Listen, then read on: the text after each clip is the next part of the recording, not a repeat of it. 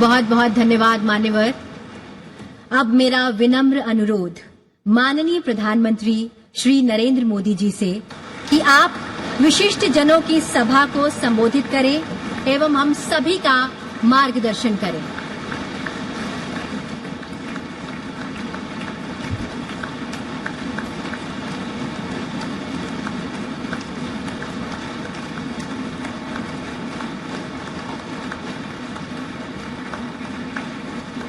आदरणीय उपराष्ट्रपति जी, आदरणीय स्पीकर महोदय, मंच पर विराजमान सभी वरिष्ठ महानुभाव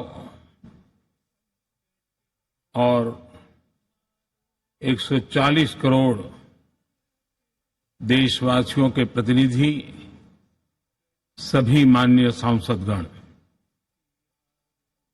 आपको और देशवासियों को गणेश चतुर्थी की अनेक अनेक शुभकामनाएं।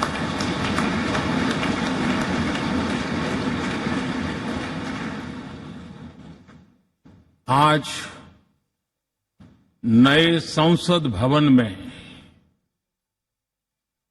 हम सब मिलकर के नए भविष्य का श्री गणेश करने जा रहे हैं।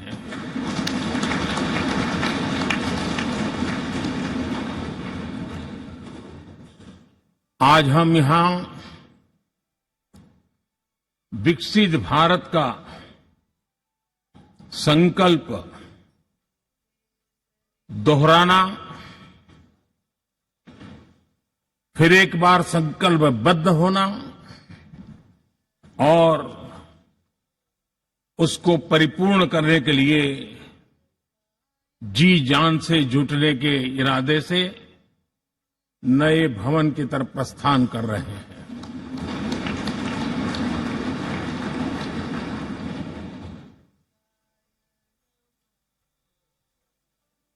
सम्माननीय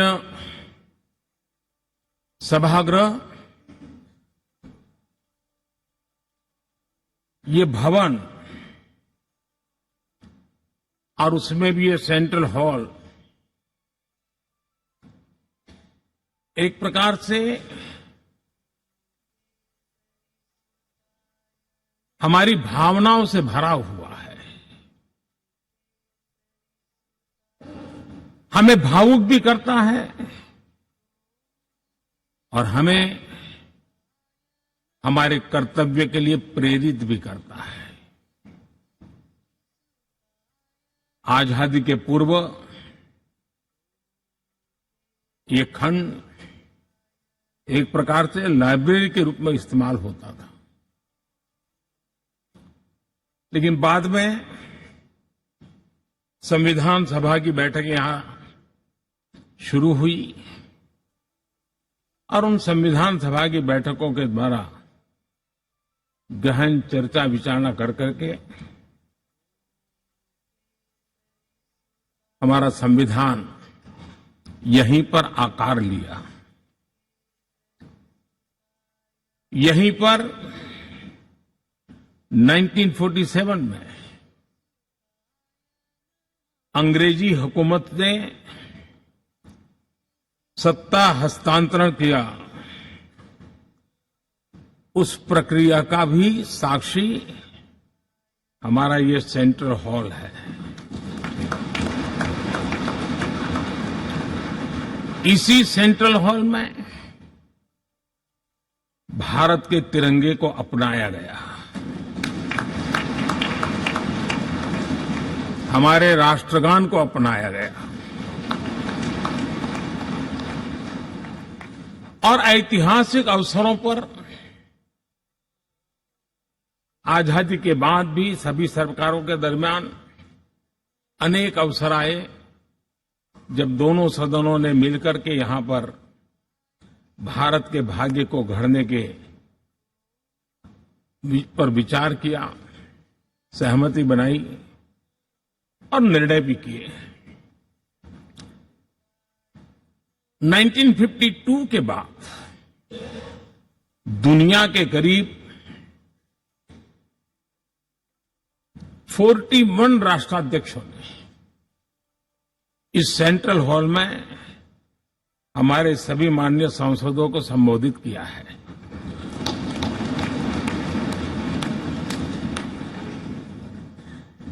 हमारे राष्ट्रपति महोदयों के द्वारा 86 बार यहां संबोधन किया गया है।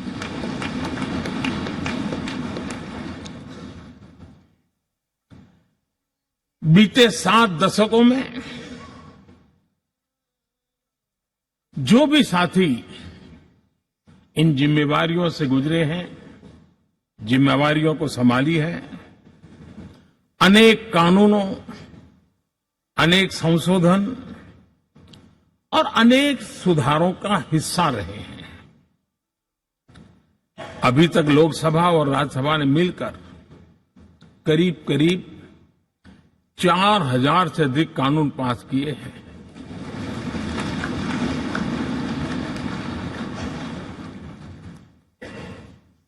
और कभी जरूरत पड़ी तो ज्वाइंट सेशन के माध्यम से भी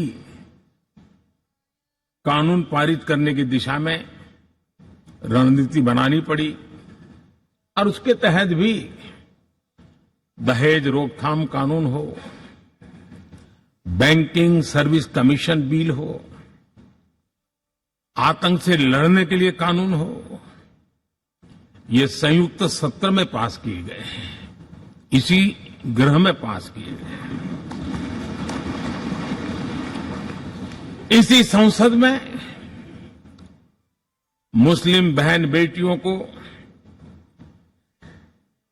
न्याय की जो प्रतीक्षा थी, शाहबानो केस के कारण कुछ गाड़ी उल्टी पार्टी पर चढ़ गई थी। इसी सदन ने हमारी उस गलतियों को ठीक किया और 3 तलाक विरुद्ध कानून हम सब ने मिलकर के पारित किया। संसद ने बीते वर्षों में ट्रांसजेंडर को न्याय देने वाले कानूनों का भी निर्माण किया। इसके माध्यम से हम ट्रांसजेंडर के प्रति सद्भाव और सम्मान के भाव के साथ उनको नौकरी, शिक्षा, स्वास्थ्य, बाकी जो सुविधाएं हैं, एक गरिमा के साथ प्राप्त कर सके, इसकी दिशा में हम आगे बढ़े। हम सभी ने मिलकर हमारे दिव्यांग जनों के लिए भी उनकी जरूरतों को देखते हुए, उनके एस्पिरेशंस को देखते हुए ऐसे कानूनों का निर्माण किया जो उनके लिए उज्जवल भविष्य की गारंटी बन रहे हैं। आर्टिकल 370 हटाने से लेकर वो विषय ऐसा रहा जो शायद ही कोई दशक ऐसा होगा कि चर्चा न हुई हो, चिंता न हुई हो और मांग न हुई हो। आक्रोश भी व्यक्त हुआ, सभागृह में भी हुआ, सभागृह के बाहर भी हुआ। लेकिन हम सबका सौभाग्य है कि हमें सदन में आर्टिकल 370 से मुक्ति पाने का, अलगाववाद, आतंकवाद के खिलाफ लड़ाई लड़ने का एक बड़ा महत्वपूर्ण कदम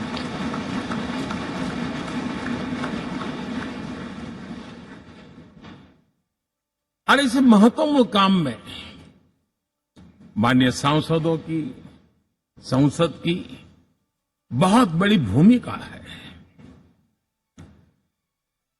जम्मू कश्मीर में इसी सदन में निर्मित हुआ संविधान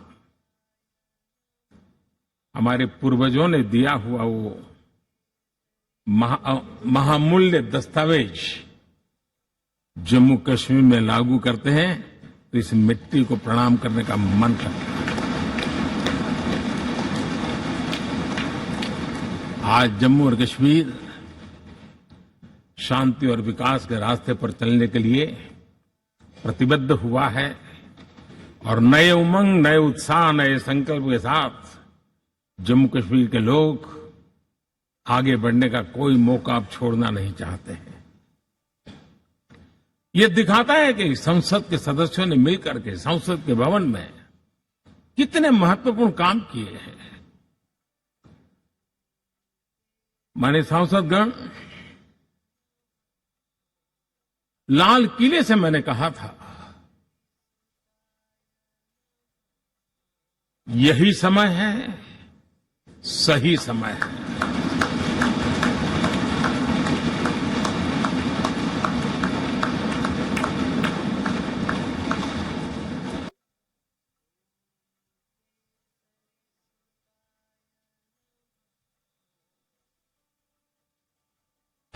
एक के बाद एक घटनाओं की तरफ हम नजर करेंगे।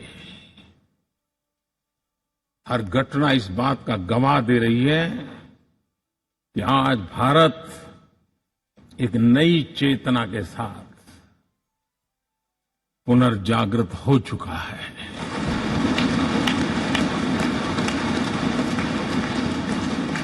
भारत नई ऊर्जा से भर चुका है और यही चेतना, यही ऊर्जा इस देश के कोटि कोटि जनों के सपनों को संकल्प में परिवर्तित कर सकती है और संकल्प को परिश्रम की पराकाष्ठा कर करके सिद्धि तक पहुंचा सकती है। ये हम देख सकते हैं।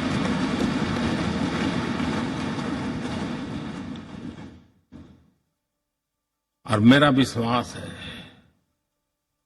देश जिस दिशा में चल पड़ा है, इच्छित परिणाम अवश्य प्राप्त होंगे।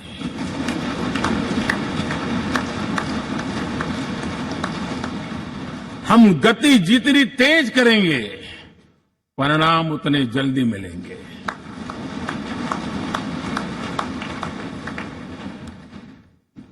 आज भारत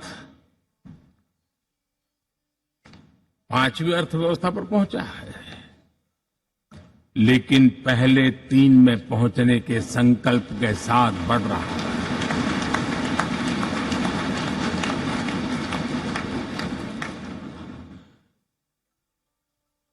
और मैं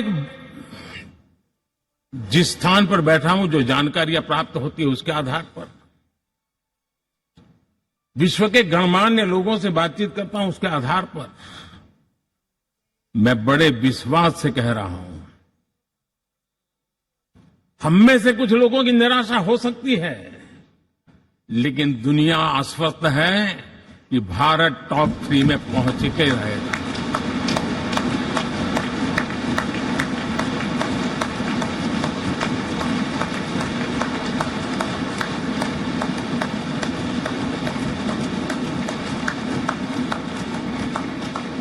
भारत का बैंकिंग सेक्टर आज अपनी मजबूती के कारण से फिर एक बार दुनिया में सकारात्मक चर्चा का केंद्र बना हुआ है।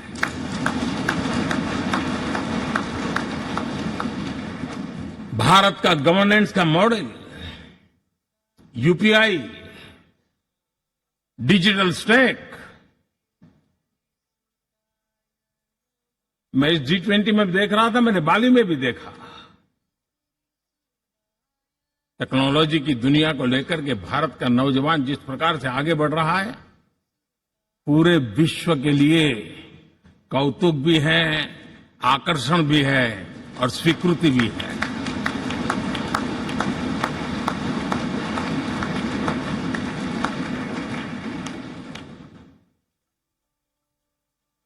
हम सब उस ऐसे कालखंड में हैं, मैं कहूंगा हम लोग एक भाग्यवान लोग हैं। ऐसी भाग्यवान समय में हमें कुछ दायित्व निभाने का अवसर आया है और हमारा सबसे बड़ा भाग्य है कि आज इंडियन एस्पिरेशंस उस ऊंचाई पर हैं जो शायद पिछले 1000 साल में नहीं रहे होंगे।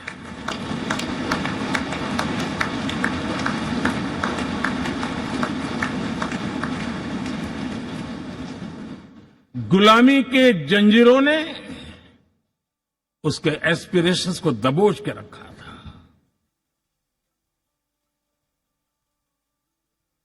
उसकी भावनाओं को तहस नहस कर दिया था। आजाद भारत में अपने सपने संजो रहा था, चुनौतियों से जूझ रहा था। लेकिन मिलकर के आज जहां पहुंचे हैं, अब वहां वो रुकना नहीं चाहता है। वो एस्पिरेशनल सोसाइटी के साथ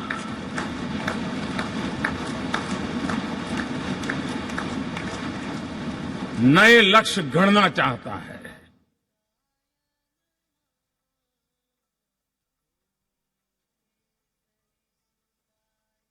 जब एस्पिरेशन सोसाइटी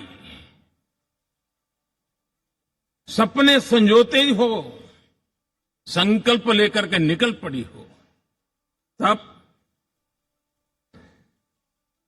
पुराने कानूनों से मुक्ति पाकर नए कानूनों का निर्माण करके उज्जवल भविष्य के लिए एक मार्ग प्रशस्त करने का दायित्व हम सभी सांसदों का सविशेष होता है। संसद में बनने वाला हर कानून, संसद में होने वाली हर चर्चा, संसद से जाने वाला हर संकेत इंडियन एस्पिरेशन को बढ़ावा देने के लिए ही होना चाहिए।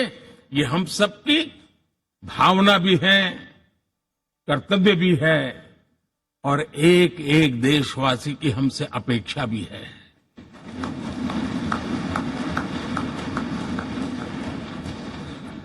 हम जो भी रिफॉर्म करें, उसके मूल में इंडियन एस्पिरेशन सबसे सर्वोच्च पद पर होना चाहिए, प्राथमिकता पर होना चाहिए।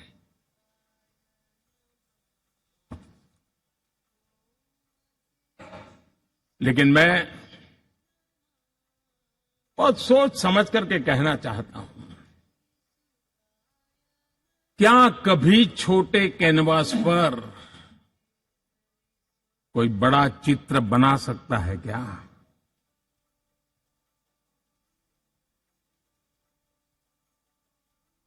जैसे छोटे कैनवास पर बड़ा चित्र नहीं बन सकता, वैसे हम भी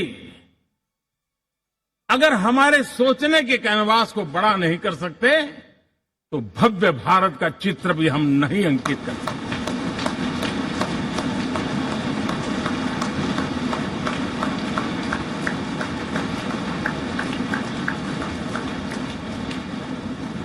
पचहत्तर साल का हमारे पास अनुभव है। हमारे पूर्वजों ने जो कुछ भी रास्ते बनाए, उससे हमने सीखा है। हमारे पास एक बहुत बड़ी विरासत है।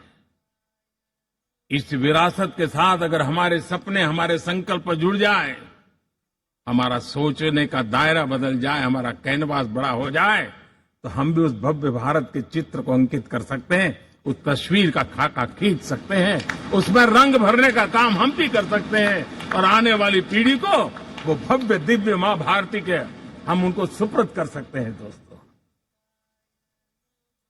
अमृतकाल के 25 वर्षों में भारत को अब बड़े कैनवास पर काम करना ही होगा। अब हमारे लिए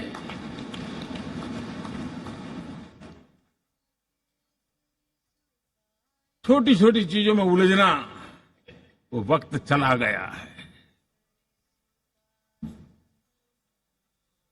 हमें आत्मनिर्भर भारत बनाने के लक्ष्य को सबसे पहले परिपूर्ण करना चाहिए और हमसे शुरुआत होती है, हर नागरिक से शुरुआत होती है।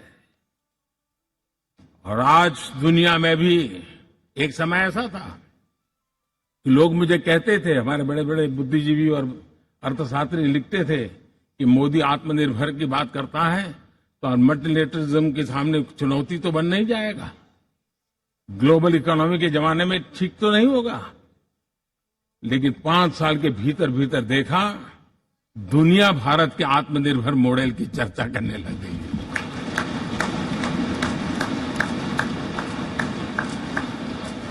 और कौन हिंदुस्तानी नहीं चाहेगा कि डिफेंस सेक्टर में आत्मनिर्भर हो, एनर्जी सेक्टर में हम आत्मनिर्भर हो, एडिबल ऑयल, क्या इस देश को आत्मनिर्भर नहीं होना चाहिए? कृषि प्रधान देश हम कहते हैं, खाने का तेल क्या देश बाहर से लाएगा? बहुत समय की मांग है कि हमें आत्मनिर्भर भारत को संकल्प को पूरा करना, ये हम सबका दायित्व है। उसमें दल आड़े नहीं आते हैं, सिर्फ दिल चाहिए, देश के लिए चाहिए।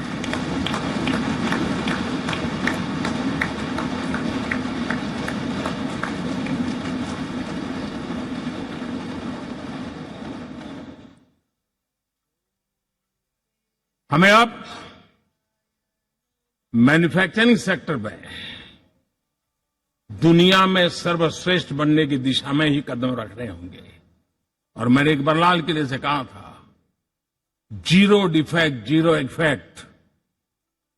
हमारे प्रोडक्ट में कोई डिफेक्ट ना हो, हमारी प्रक्रिया में पर्यावरण पर कोई इफेक्ट ना हो, ऐसा जीरो डिफेक्ट जीरो इफेक्ट वाला हमें दुनिया के सामने मैन्युफैक्चरिंग क्षेत्र में जाना हो। हमारे डिजाइनर, हमारे यहां निर्माण हो रही डिजाइन्स, हमारे सॉफ्टवेयर, हमारे एग्रीकल्चर प्रोडक्ट्स, हमारे हस्तशिल्प, हर क्षेत्र में अब हमें वैश्विक मापदंडों को पार करने के इरादे से ही चलना चाहिए, तब जाकर के विश्व के अंदर हम अपना झंडा फहरा सकते हैं। मेरे गांव में मेरा सबसे अच्छा माल हो, इतनी बात नहीं चलेगी। मेरे राज्य में मेरा सबसे अच्छा प्रोडक्ट नहीं चलेगा, मेरे देश में मेरा सबसे अच्छा प्रोडक्ट नहीं चलेगा, दुनिया में मेरा प्रोडक्ट सबसे अच्छा होगा, ये भाव हमें बताया।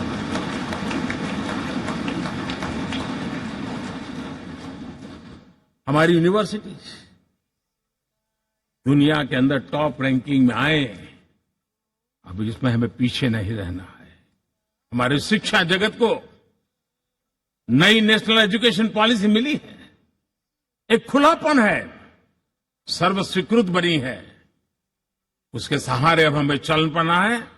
और दुनिया के टॉप मोस्ट यूनिवर्सिटीज में अभी जब G20 में विश्व के मेहमान आए तो मैंने नालंदा की एक तस्वीर रखी थी वहां, और जब मैं दुनिया को कहता था 1500 साल पहले मेरे देश में दुनिया की उत्तम से उत्तम यूनिवर्सिटी हुआ करती थी, तो सुनते ही रह जाते थे।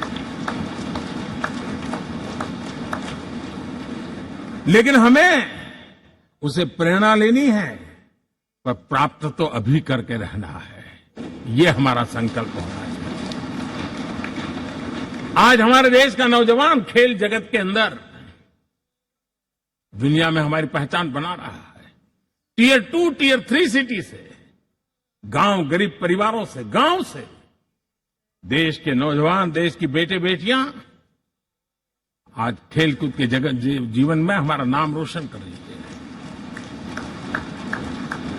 लेकिन देश चाहता है और देश का संकल्प होना चाहिए कि अब खेलकूद के हर पोडियम पे हमारा तिरंगा भी लहराता होगा।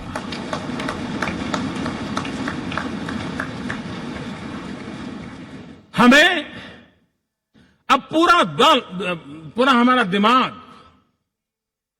क्वालिटी पर फोकस करना ही होगा, ताकि हम विश्व की आशा अपेक्षाओं के अनुकूल और भारत के सामान्य मानव के जीवन में भी क्वालिटी ऑफ लाइफ के प्रति जो एस्पिरेशन बढ़ा है, उसको हम एड्रेस कर पाए।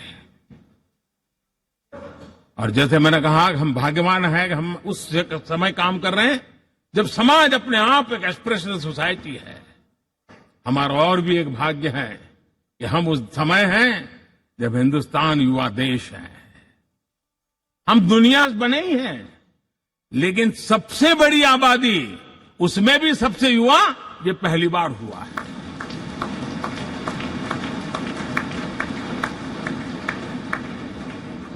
जिस देश के पास ये युवा शक्ति हो, युवा सामर्थ्य हो, तब हमें उसकी टैलेंट पे भरोसा है। हमें उसकी संकल्प शक्ति पे भरोसा है, उसकी साहस में हमें भरोसा है। और इसलिए हम चाहते हैं कि दुनिया में भारत का युवा नजर आना चाहिए, वो स्थिति पैदा होनी चाहिए। आज पूरी दुनिया को स्किल मैन पावर की बहुत बड़ी जरूरत है और भारत विश्व की इस आवश्यकता की पूर्ति के लिए अपने आप को सज्ज कर सकता है और उन आवश्यकताओं को पूरी कर करके दुनिया में अपनी एक जगह भी बना सकता है। और इसलिए विश्व में उनकी आवश्यकता के लिए किस प्रकार के मैन पावर की जरूरत है, किस प्रकार के उनको ह्यूमन रिसोर्स की जरूरत है, उस स्किल मैपिंग का काम भी चल रहा है और उस स्किल मैपिंग के अनुसार भारत के अंदर स्किल डेवलपमेंट की तरफ हम बल दे रहे हैं। और जितना ज्यादा हम स्किल डेवलपमेंट पर बल देंगे, भारत के नौजवानों का सामर्थ्य विश्व में अपना डंका बजाने में कोई कमी नहीं रखेगा। और हिंदुस्तानी जहां गया है उसने अच्छाई की छाप छोड़ी है, कुछ कर गुजरने की छाप छोड़ी है। ये सामर्थ्य हमारे अंदर पहले से पड़ा हुआ है और हमारे पहले जो लोग गए हैं उन्होंने इससे छवि भी बना के रखी हुई है। आपने देखा होगा पिछले दिनों करीब 150 नर्सिंग कॉलेज एक साथ खोलने का निर्णय किया। पूरे दुनिया में बहुत बड़ी रिक्वायरमेंट है नर्सिंग की। हमारी बहन, हमारी बेटियां, हमारे बेटे उस क्षेत्र में दुनिया में पहुंच सकते हैं, आसानी से पहुंच सकते हैं। पूरे विश्व की जरूरत है और ये तो मानवता का काम है जिसमें हम पीछे नहीं रहेंगे। आज मेडिकल कॉलेजेस का इतना व्यापक रूप से निर्माण देश की आवश्यकता तो पूरी करनी ही करनी है, दुनिया की आवश्यकताओं में भी योगदान दे सकते हैं। कहने का तात्पर्य यही है, हर छोटी चीज पर बारीकी से ध्यान देते हुए, उस पर अपना ध्यान केंद्रित करते हुए हमें आगे बढ़ना है। हमें भविष्य के लिए सही समय पर सही फैसले भी लेने होते हैं। हम फैसलों को टाल नहीं सकते हैं। हम राजनीतिक लाभ नुकसान के गणा भाग के अंदर अपने आप को बंधित नहीं बना सकते हैं। हमें तो देश के एस्पिरेशन के लिए हिम्मत के साथ नए निर्णय करने होते हैं। आज सोलर पावर के सफल मूवमेंट्स हमारी भावी पीढ़ी के लिए एनर्जी क्राइसिस से मुक्ति की गारंटी दे रहा है। आज मिशन हाइड्रोजन आने वाले दिनों में जो एनवायरमेंट की चिंता है, जो टेक्नोलॉजी में बदलाव आ रहा है, उसके समाधान का रास्ता देने का सामर्थ्य रखती है। आज हमारा सेमीकंडक्टर जिस प्रकार से जीवन चलाने में हमारे हृदय की जरूरत रहती है, वैसे ही आज हमारी टेक्नोलॉजी चिप्स के बिना चल नहीं सकती और सेमीकंडक्टर उसके लिए बहुत अनिवार्य है। उस दिशा में हम आगे जाकर के इलेक्ट्रॉनिक मैन्युफैक्चरिंग में कोई रुकावट ना आए और जीवन कहीं अटक न जाए, उसलिए एक बहुत बड़ी मात्रा में हम काम कर रहे हैं। जल जीवन मिशन, हर जिले में 75 अमृत सरोवर, हमारी भावी पीढ़ी को, हमारे बच्चों को उनको कभी पानी के बिना तरसना न पड़े, इसकी चिंता हम आज कर रहे हैं। विश्व के बाजार में हमारा हर व्यापार कारोबार पहुंचे, कॉम्पिटिटिव ताकत के साथ खड़ा रहे, लॉजिस्टिक सिस्टम को और अधिक कम खर्च वाला बनाना, एफिशिएंट बनाना, उस दिशा में हम बहुत नीतियां लेकर के चल रहे हैं। आज समय की मांग है कि भारत का एक ऐसा भारत का हम निर्माण करें। नॉलेज, इनोवेशन, ये समय की मांग है और दुनिया में हमें अग्रिम पंक्ति में जाने का ये रास्ता भी है। और इसीलिए पिछले हमने समय नेशनल एजुकेशन पॉलिसी के साथ साथ टेक्नोलॉजी के बढ़ावे के लिए हमने रिसर्च और इनोवेशन का एक कानून भी पारित किया है, ताकि हमारे देश के नौजवानों को इस इनोवेशन के और चंद्रयान 3 की सफलता के बाद देश के नौजवानों के मन में विज्ञान की तरफ आकर्षण बढ़ रहा है। हमें मौका गंवाना नहीं है। हमारी युवा पीढ़ी को हमने रिसर्च और इनोवेशन के लिए पूरे अवसर देने हैं और इस इकोसिस्टम को बनाने के लिए हमने एक उज्जवल भविष्य के निर्माण की नींव रखी है। आदरणीय बंधुगण, सामाजिक न्याय ये हमारी पहली शर्त है। बिना सामाजिक न्याय, बिना संतुलन, बिना समभाव, बिना समत्व हम इच्छित परिणामों को घर के भीतर प्राप्त नहीं कर सकते। लेकिन सामाजिक न्याय की चर्चा बहुत सीमित बन के रह गई। हमें उसको व्यापक रूप में देखना होगा। हम किसी गरीब को कोई सुविधा दें, किसी समाज में दबे कुचले व्यक्ति को कोई सुविधा दें, वो तो सामाजिक न्याय की एक प्रक्रिया है। लेकिन उसके घर तक पक्की सड़क बन जाए ना, वो भी सामाजिक न्याय के लिए उसको मजबूती देती है। उसके घर के नजदीक में बच्चों के लिए अगर स्कूल खुल जाए तो वो भी उसको सामाजिक न्याय की मजबूती देती है। उसको बिना खर्च अगर आरोग्य में समय की जरूरत पड़े वो मिले, तब जाकर के सामाजिक न्याय की मजबूती मिलती है। और इसलिए जिस प्रकार से समाज व्यवस्था में सामाजिक न्याय जरूरत है, वैसा ही राष्ट्र व्यवस्था में सामाजिक न्याय की आवश्यकता है। अब देश का कोई हिस्सा पीछे रह जाए, अविकसित रह जाए, ये भी सामाजिक न्याय के खिलाफ है। दुर्भाग्य से देश का पूर्वी इलाका, भारत का पूर्वी भाग जो समृद्धि से भरा हुआ है, लेकिन वहां के नौजवानों को रोजगार के लिए दूसरे इलाके में जाना पड़ रहा है। ये स्थिति हमें बदलनी है।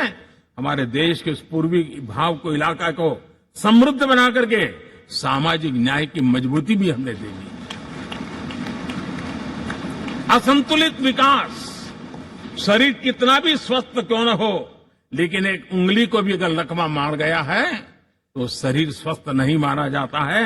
भारत कितना ही समृद्ध हो, लेकिन कोई अंग उसका दुर्बल रह जाए तो भारत समृद्धि में पीछे है, मानना पड़ेगा।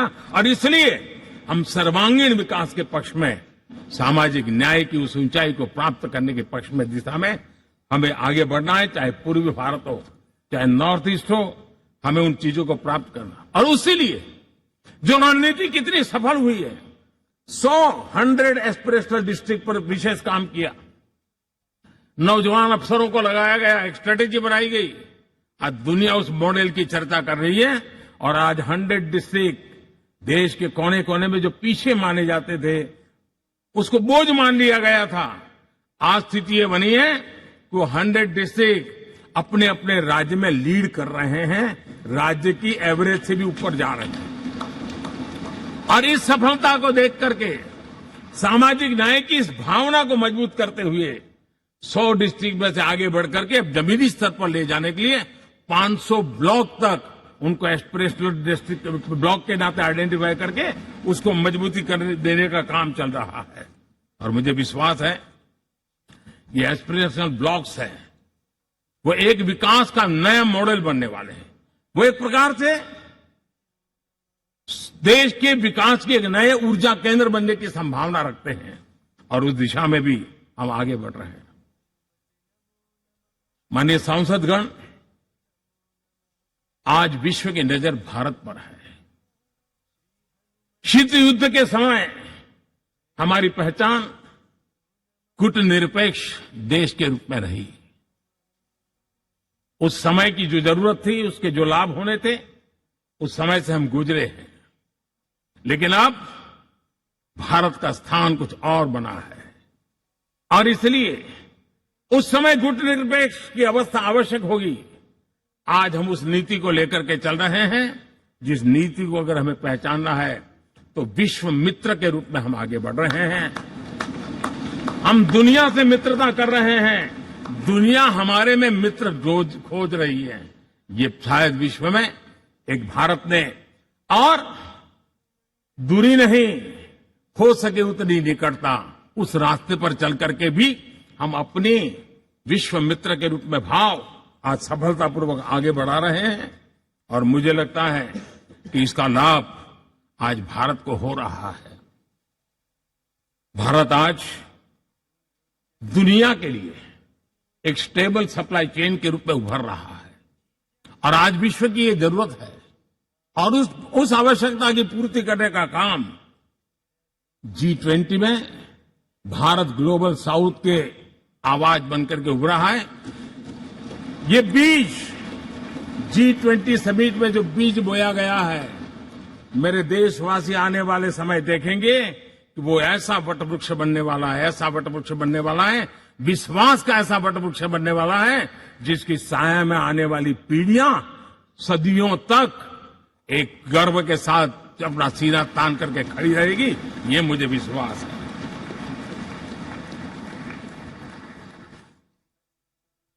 इस G20 में एक बहुत बड़ा काम हमने किया है, बायोफ्यूल अलायंस का। हम विश्व के नेतृत्व करते रहे, दिशा दे रहे हैं और विश्व को बायोफ्यूल अलायंस में दुनिया के सभी देश देखते ही देखते उसकी सदस्यता ले रहे थे और एक बहुत बड़ा आंदोलन खड़ा होने जा रहा है और जिसका नेतृत्व ये हमारा भारत कर रहा है। छोटे छोटे महाद्वीप, उनके साथ भी आर्थिक कॉरिडोर बनाने की दिशा में हमने बड़ी मजबूती के साथ कदम उठाए हैं। आदरणीय बंधुगण, आदरणीय उपराष्ट्रपति जी, आदरणीय स्पीकर महोदय, आज हम यहां से विदाई लेकर के नए भवन में जा रहे हैं, संसद के नए भवन में बैठने वाले हैं और ये शुभ है, गणेश चतुर्थी के दिन बैठ रहे हैं।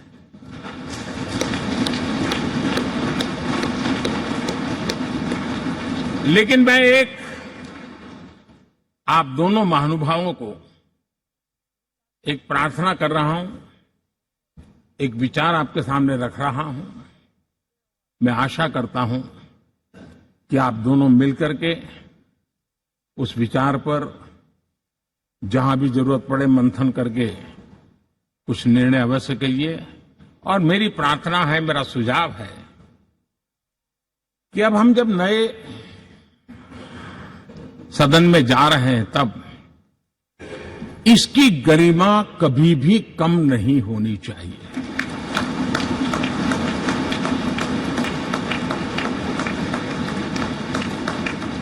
इसे सिर्फ पुरानी पार्लियामेंट कहकर के छोड़ दें, ऐसा नहीं होना चाहिए। और इसलिए मेरी प्रार्थना है कि भविष्य में अगर आप सहमति दे दोनों महानुभाव, तो इसको संविधान सदन के रूप में जाना जाए।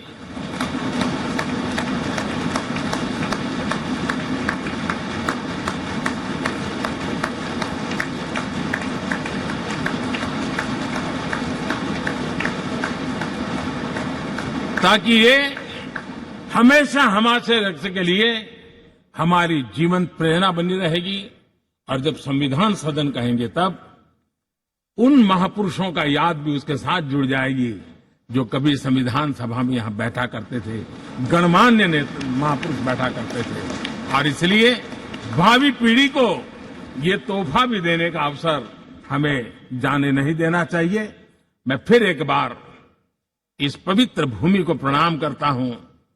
यहां पर जो तपस्या हुई है, जन कल्याण के लिए संकल्प हुए हैं, इसको परिपूर्ण करने के लिए 7 दशक से भी अधिक समय से जो पुरुषार्थ हुआ है, उन सबको प्रणाम करते हुए मैं मेरी वाणी को विराम देता हूं और नए सदन के लिए आप सबको शुभकामनाएं देता हूं। बहुत बहुत धन्यवाद।